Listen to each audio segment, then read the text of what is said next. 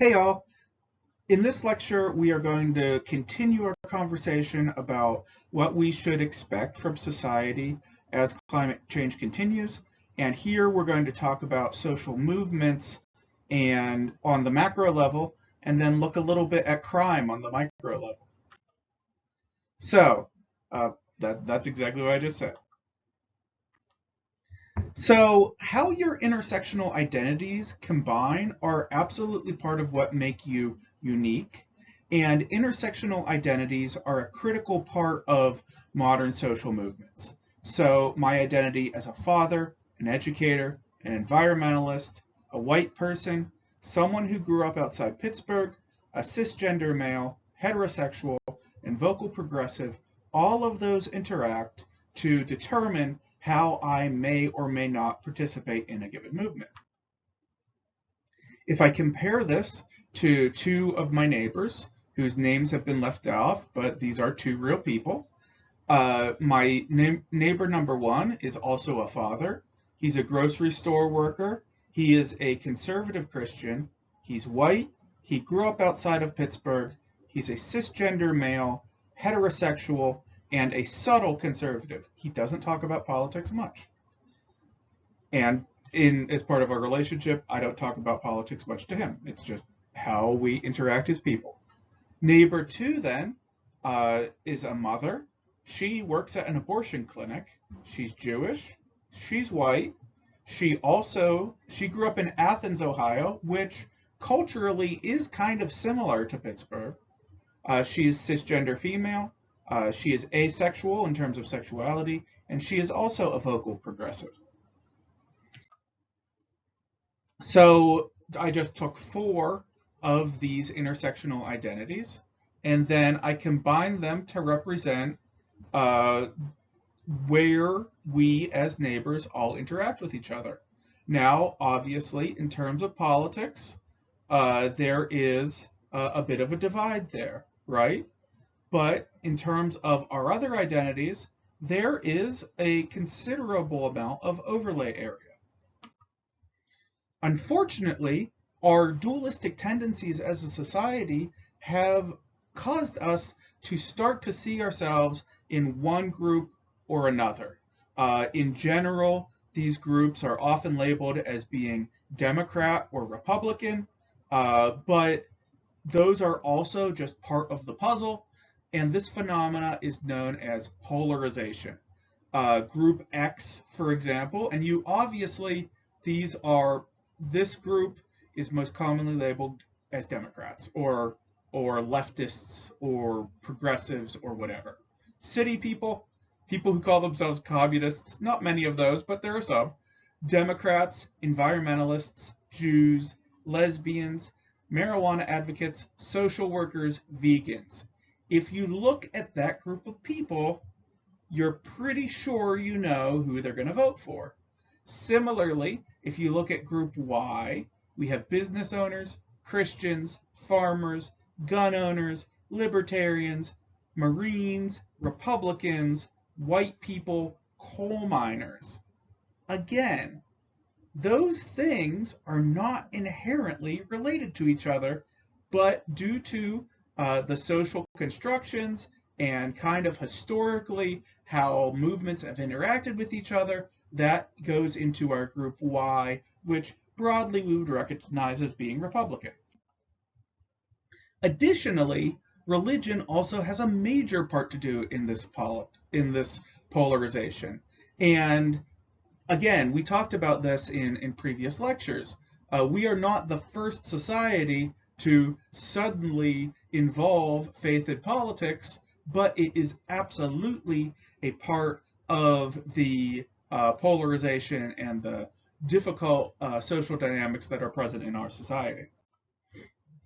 When we compare ourselves to other developed nations in terms of religion, the United States is unusually religious. So we are not the most religious nation globally, but we are pretty high, and we're especially high when we compare ourselves to nations that we consider to be our international peers. So places like France, Spain, Australia, those places, we are quite high in terms of people who say that they are indeed, quote, a religious person. Most American adults do say they are religious, 77% in fact, which is in terms of majorities, that is in the area of an overwhelming majority. And 71% of Americans report being Christian in one kind or another. I'll talk more about Christianity in this regard in a moment. And despite the fact that the majority of those religious people in the United States are Christian, the United States is actually the most religiously diverse country in the world, which absolutely sounds like a contradiction. However, you have to keep in mind that Christianity itself, and the same goes for Islam, Christianity is an intensely diverse religion. Whenever your religion can be spoken about in terms of billions of people, you are going to have a lot of ways to do that religion. So just to take a look at the religious breakdown in the United States, 71% of us report being Christian, 23% of us report being, quote, unaffiliated. This includes people who are atheists, agnostics, and people who say they are not religious but spiritual. Obviously, do you include atheists in this group? Do you not? That is very much a philosophical question, but for the sake of sociological demographics, we do include it there.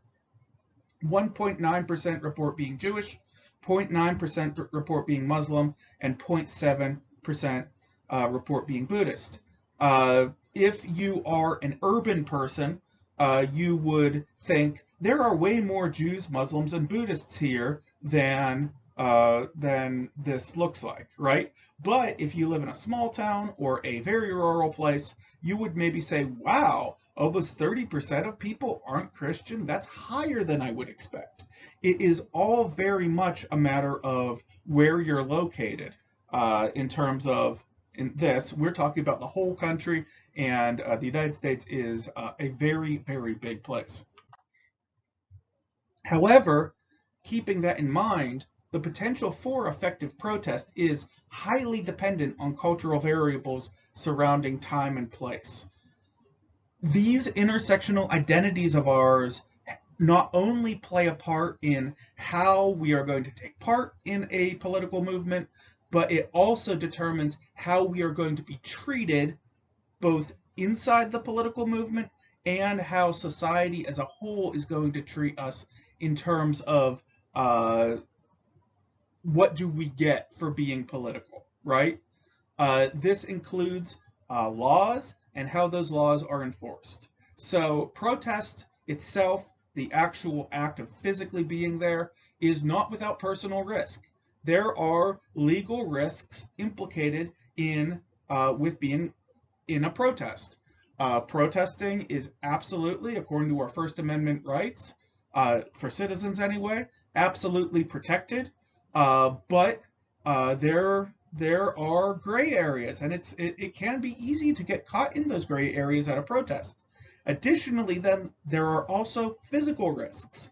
If the protest is suddenly deemed dangerous or a riot or whatever, there can become actual physical risks that could happen to you due to, among other things, if the police decide to disperse the crowd using physical force. If it wasn't readily obvious in the previous slide, I want to say very clearly that if you are someone with privilege, it is much easier to protest. And this is absolutely abundantly clear in most social movements. Most social movements do have problems in terms of diversity, namely because those of us, I'm speaking myself as a white male, have a fair degree of privilege, and that degree of privilege makes it more comfortable for us to be able to express ourselves in these ways. A premium example of this is the 2017 Women's March on Washington. This was a time of intense political passion and feeling, right? And in the days prior to the inauguration of Donald Trump, 2.6 million women protested in Washington to call attention to issues surrounding sexism in the United States. Now, note, it was not called the White Women's March on Washington. And it also wasn't called the White Women's Only March on Washington or the Heterosexual Women's March on Washington. It was called the Women's March on Washington. However, the vast majority of those women were white, and it is very easy to say, in all likelihood, the majority of the people in those crowds were either middle class or upper middle class. These were people that had the ability to take the day off. These were people who had the ability to get a babysitter or daycare if they had kids. These are women who had the financial resources to be able to get to Washington, D.C. If you are more than, say, an hour away from Washington, D.C., then that's talking about at least a couple $100 to just get you to that place. This is no small thing if you are somebody who is more on the margins of society. It takes privilege to participate in social movements. And I think that's something that a lot of social movements themselves often don't recognize. Additionally, many people of color not only were unable to financially, but they were actually afraid to attend this event because of the racial politics surrounding the 2016 election. There were certainly Black people that felt uncomfortable, but truly the groups that were very afraid to participate in this type of protest during this time were those who were specifically mentioned by the Republican platform of 2016, namely Muslim Americans and people of Latino or especially Mexican descent. Thus, because privilege determines how you are going to do the thing we call protest, right? Being open and in a space, maybe holding a sign, there are other ways that people find to take part in protest or take part in resistance. Scott, the sociologist, that's their last name, calls these hidden arts of resistance. These can include things like political graffiti, protesting with a mask on. Protesting with a mask on actually has a long political tradition in many different movements. It doesn't inherently mean that you're there to break the law. It can mean, again, it's about time and place. It's the culture of protest in your space. It could mean that you want to remain anonymous because you don't want to be seen as the important person. Context, context, context. Hacking in recent years has also become a form of protest or civil disobedience. Passing messages out of the view of authority figures. These things are the things that prisoners would do, right? And prisoners do things like this. It is not only an expression for the public, but it is also an expression for you as an individual to maintain your personal individuality in terms of these things. If you've read the book Handmaid's Tale, or if you've seen the series on Hulu, especially that first series, there is a very specific instance in that story where Offred, the main character, etches a phrase in Latin, and my Latin's terrible, so I'm not going to say it, and I don't remember exactly how it goes, that is very much an expression of I am not going to give in, but it is in a very secret place. And she's actually afraid that anyone would find that bit of personal graffiti. That is a absolutely perfect example of this thing we called hidden arts of resistance. On the other hand, sociologists have argued that a certain amount of oppression is actually needed for people to become openly involved in activism. This concept is closely tied to what we call relative deprivation theory. And I would say it's not directly related, but it is cousins with the concept of relative deprivation in terms of poverty, right? Relative poverty, they're cousin concepts, if you will. The more a people feel oppressed, then the more likely they are to actually participate in social movements themselves. BLM protesters in the summer of 2020 were a premium example of this.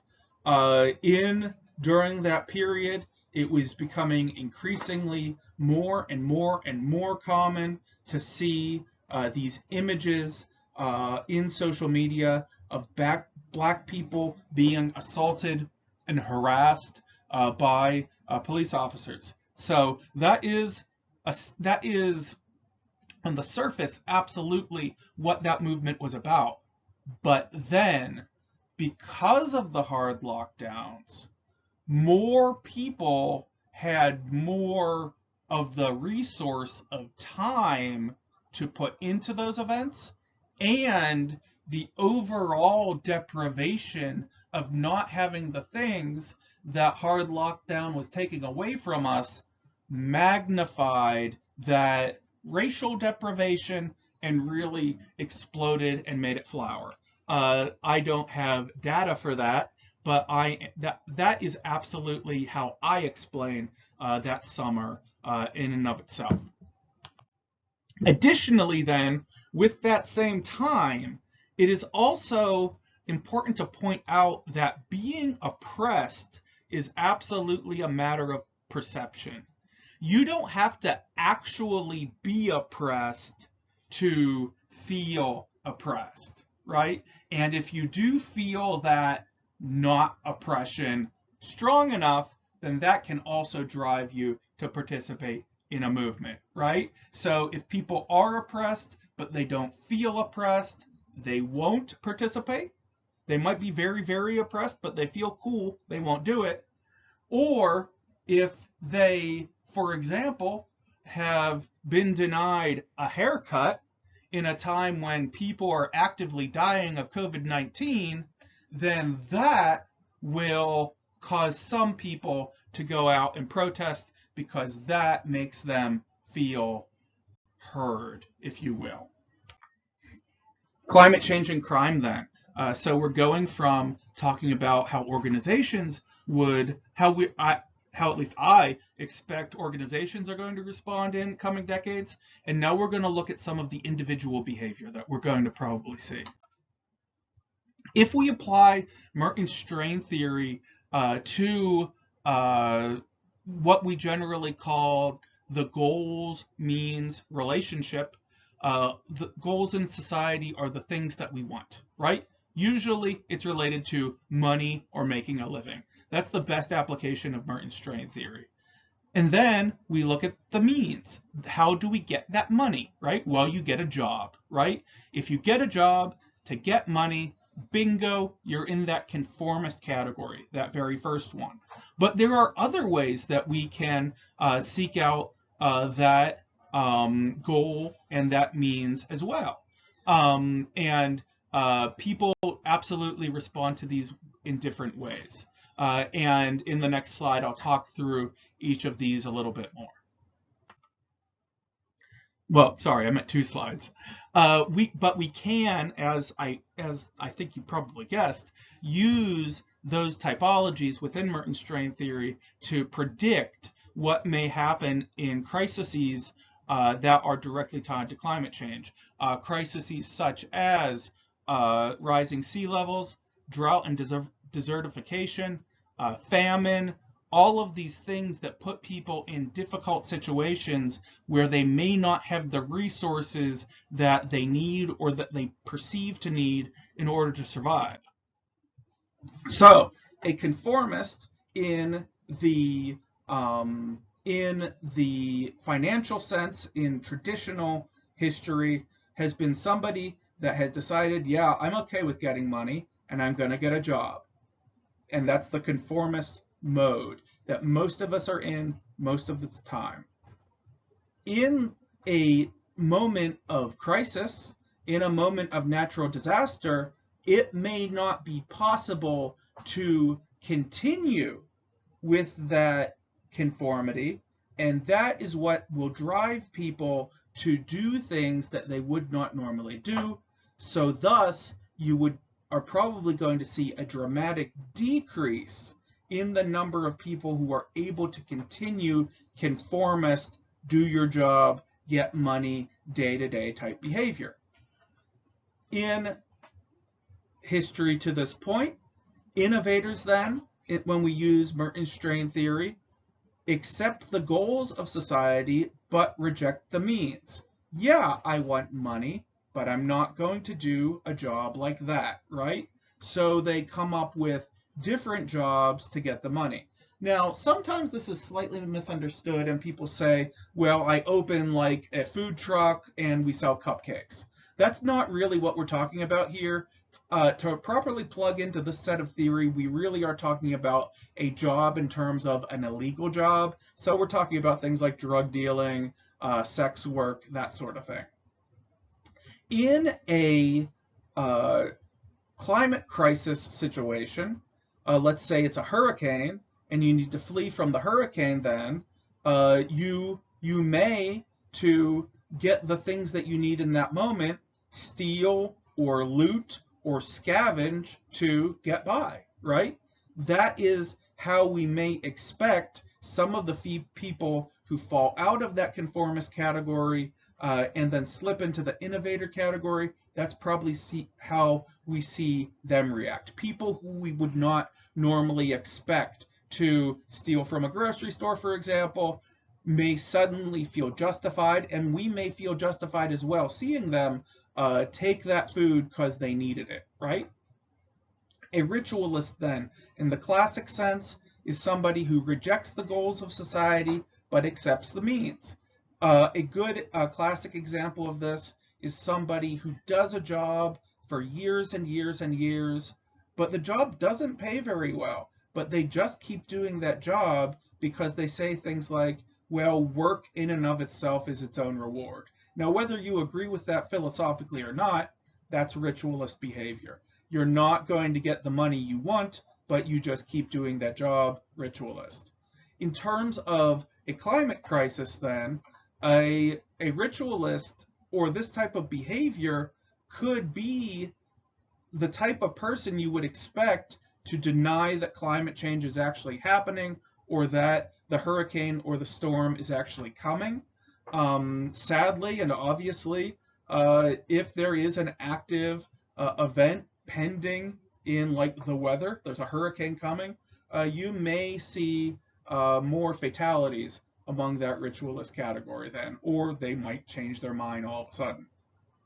Retreatists then classically have rejected the goals of society and the means toward those goals. The most classic example of this in the United States is that of the mountain man, or the individual that just lives in their house. It's almost always a guy that does this. Lives in their house and cuts themselves off from the rest of the society. That's retreatist behavior. In a climate crisis situation, and I would say that many people have already started to respond to climate change in this way, people either do or are preparing to pull away from society in some way. What is commonly thought of as prepper behavior. And I am not one to say that we shouldn't do things like this. And as a matter of fact, we're going to talk about this in the second part of the course in terms of, well, what are the prepper things that you should be doing and what are the things that maybe aren't really necessarily worth your time. Well, that whole subculture that has developed around that is largely developing in response to climate change. And then the rebel behavior. Those people that reject the goals of society and then create new goals, and reject the means of society and create new means to achieve the new goals, those are our classic rebel type. And often rebels are those who want to create a new society. Well, in a time of climate crisis, when we have lost many of our conformists, when there is no clear vision of the future, and maybe faith in pre-existing government structures has kind of fallen apart, we can probably expect there to be new and different rebel groups to rise up, and maybe they'll act in a military type way. Maybe they'll create more pacifist type social movements. It's really quite hard to say, but what we can say is we are likely going to start seeing more of those as climate change becomes more serious.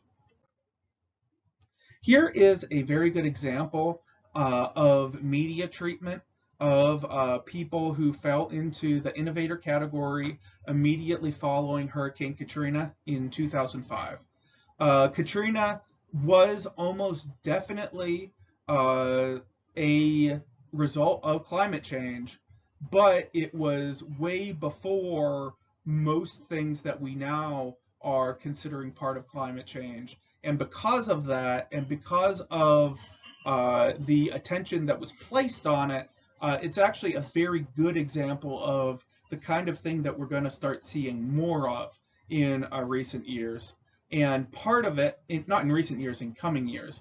And we see in this piece that the young black man was, by the Associated Press, said he was looting a grocery store, but the white couple by the AFP, which is the Associated Press, it's a branch of the Associated Press, so it's effectively the same organization.